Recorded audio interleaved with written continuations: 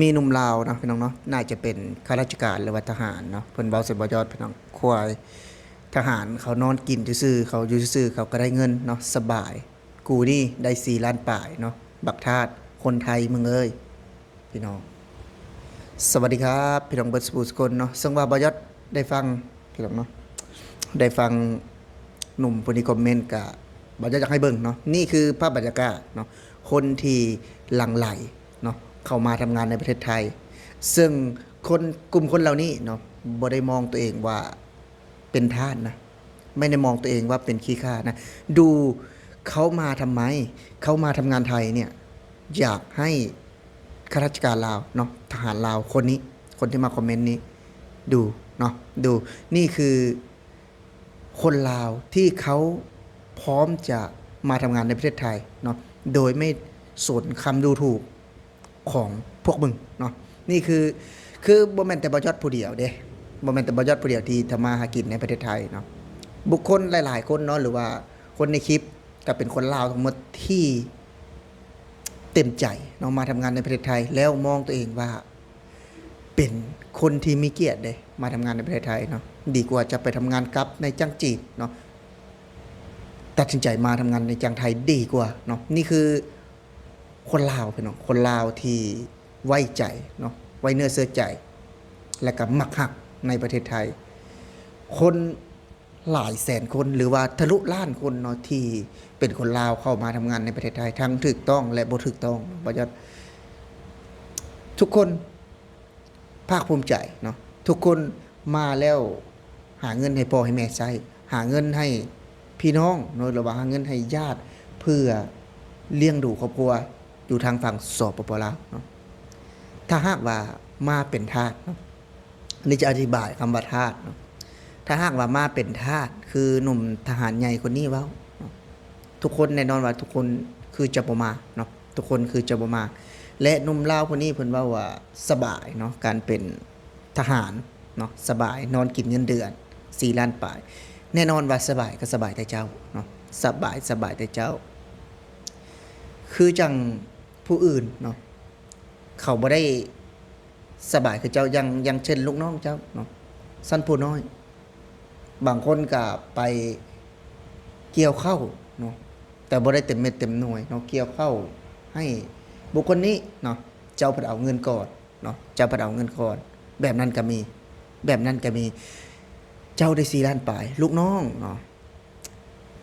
สั้นใน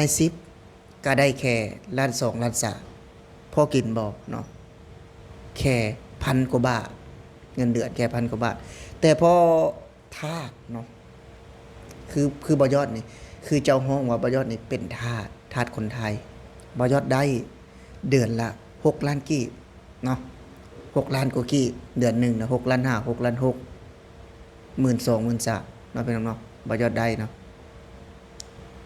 และเจ้าเด้เนาะ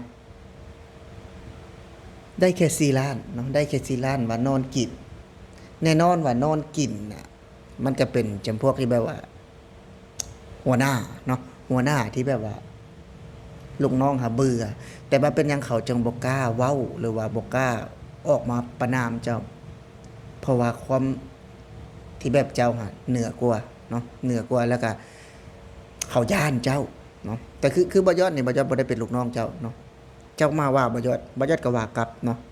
บักสันดานเนาะบ่ยอดก็จะว่าแบบนี้เลยเนาะเพราะว่าคือจังบ่ยอดนี่มาทำงานในประเทศไทยบ่ยอดว่าภูมิใจเด้เนาะบ่ยอดภูมิใจบ่ยอดไม่ได้เขาห้องไปเนาะเขายอดบ่ได้แบบว่ามองตัวเองว่าเป็นขี้ข้าหรือว่าเป็นทาสบ่ยอดมองตัวเองว่าเป็นคนที่มีเกียรตินะเข้ามาทำงานที่ต่างประเทศเนาะถือว่านอกประเทศเฮาเลยเด้ประเทศไทยเนาะถือว่าบ่ยอดภูมิใจแล้วสิ่งที่สำคัญคือบ่ยอดเป็นพ่อคนหนึ่งเนาะที่ให้ลูกได้มีโอกาสเรียนในประเทศไทยพี่น้องได้มีโอกาสเรียนในประเทศไทยถ้าหากว่าบ่ยอดเนาะเลือกได้นะตอนบ่ยอดยังวัยรุ่นนะตอนบ่ยอดเรียนอยู่บ่ยอดก็จะเรียนในประเทศไทยเด้พี่น้องตอนนั้นเนาะแต่เฮาบ่เคยมาเฮาก็บ่ฮู้ดอก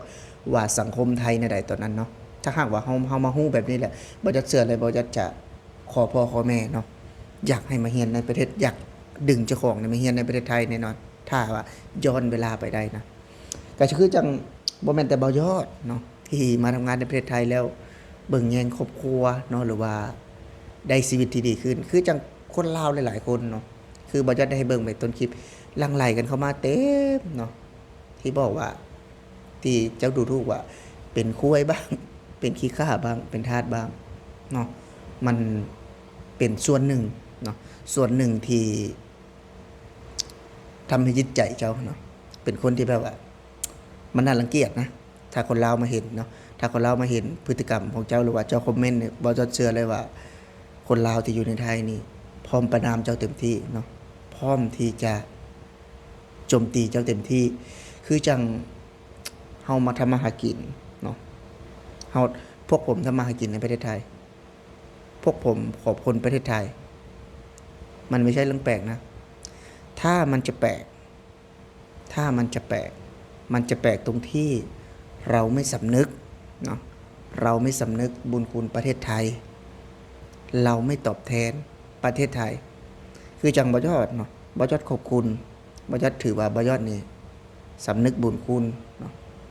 ตอบแทนเป็นยังจะสำนึกบุญคุณตอบแทนในประเทศไทยที่ให้บ่ยอดทำมาหากินเนาะให้บ่ยอดได้มีชีวิตที่ดีขึ้นเพอประเทศไทยสิ่งนี้บ่ยอดภูมิใจเนาะสิ่งนี้บ่ยอดประทับใจคือจังหลายๆอย่างเนาะที่บ่ยอดได้มีโอกาสเนาะได้มีโอกาสที่เป็นความประทับใจพี่น้องจะกลับมาเรื่องของลูกบ่ยอดเนาะคือบ่ยอดนี่ได้มีโอกาสนำลูกเนาะกลับมาเรียนในประเทศไทยก็รู้สึกดีเนาะรู้สึกดีมันเป็นสิ่งหนึ่งอีกที่แบบว่าภาคภูมิใจเนาะภาคภูมิใจคือจังครั้งหนึ่งเนาะเฮาก็มีโอกาสได้